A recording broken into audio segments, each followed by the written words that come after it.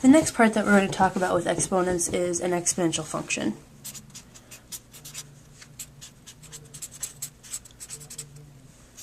So, just like a function has been this entire time, this is going to be f of x equals something. So a function that is exponential is going to be of the form b to the x, where b is your base, b is greater than 0, b is not equal to 1. So this is what an exponential function looks like. I think the first thing that we're going to look at is, what does the graph of this function look like? So the graph of an exponential. Well, it kind of depends on your base b. So let's get out a couple of different colors here.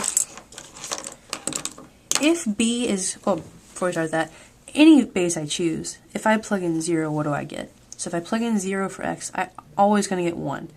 So regardless of your base, the graph of b to the x is always going to go through the point 0, 1. What if b is greater than 1? So something like 2. Well, as x gets larger and larger, 2 to the x is going to get huge. So anything that's larger than 1, the base is larger than 1, kind of goes off towards infinity. So this is b to the x, where b is greater than 1. So for example, think of f of x is equal to 2 to the x. What happens in the negative direction? Well, is 2 to the x ever going to be negative? So can I raise 2 to any power and get something negative? No, so it's never going to cross the x-axis. But as I raise it to a more and more negative power, remember that's 1 over with the positive power, so it's going to get smaller and smaller and kind of approach the x-axis. So an exponential of the form b to the x, where b is greater than 1, always has this general shape. Now what about b to the x, where x is less than 1? We're still talking greater than 0, but what about when it's less than 1? Well, it's kind of the opposite. When it's less than 1, so like 1/2, if I raise 1/2 to a larger and larger power, I'm going to get smaller. So it would look like this.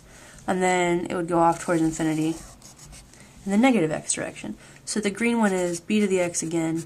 This time b is less than 1. So for example, you could think f of x is 1/2 to the x.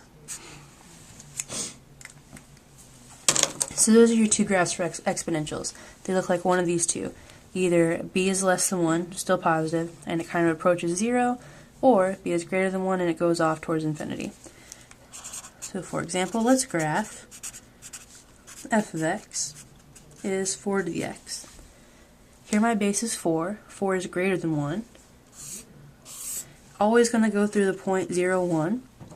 Now am I going to look at the pink graph or the green one? Well, since 4 was greater than 1, it's going to look like the pink one. So this is the graph of f of x is 4 to the x. How about the graph of f of x is 1/3 to the x? Well, let's draw my axis here. It's always going to go through 0, 1. Is the base here less than 1?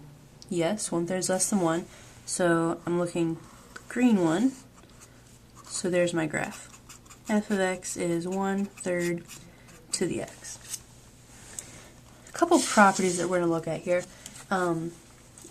What is the domain of all of these graphs that I've drawn? Well, again, to find the domain, two things you can't do. Can't divide by 0, can't take an even root of a negative number.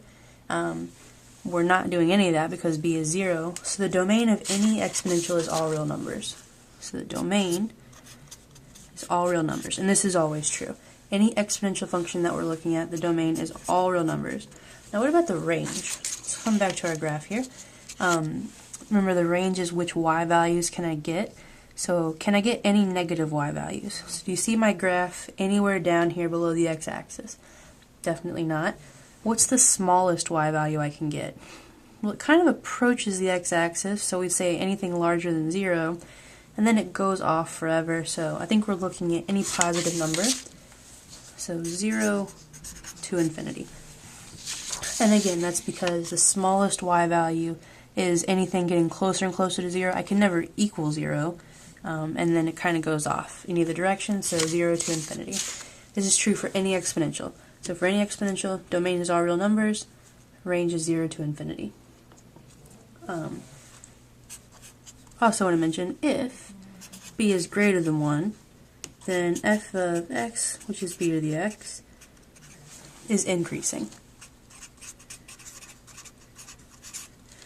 We say it's increasing rapidly because exponentials kind of have a really steep slope here. But if b is greater than 1, I'm looking at this pink graph, this is an increasing function. So as I go from left to right, my y values are increasing. That's an increasing function. Kind of the other side of that, if b is less than 1, then it's going to be a decreasing function. And it's rapidly decreasing. So if b is less than 1, then my exponential function is decreasing. So that's kind of what you want to take away from this. The pink graph is going to be for any base larger than 1 with an exponential. The green one is for a base less than 1 for an exponential. Domain, all real numbers, range 0 to infinity. Increasing and decreasing depending on what your base are. So those are generally the exponential function properties that we want to look at.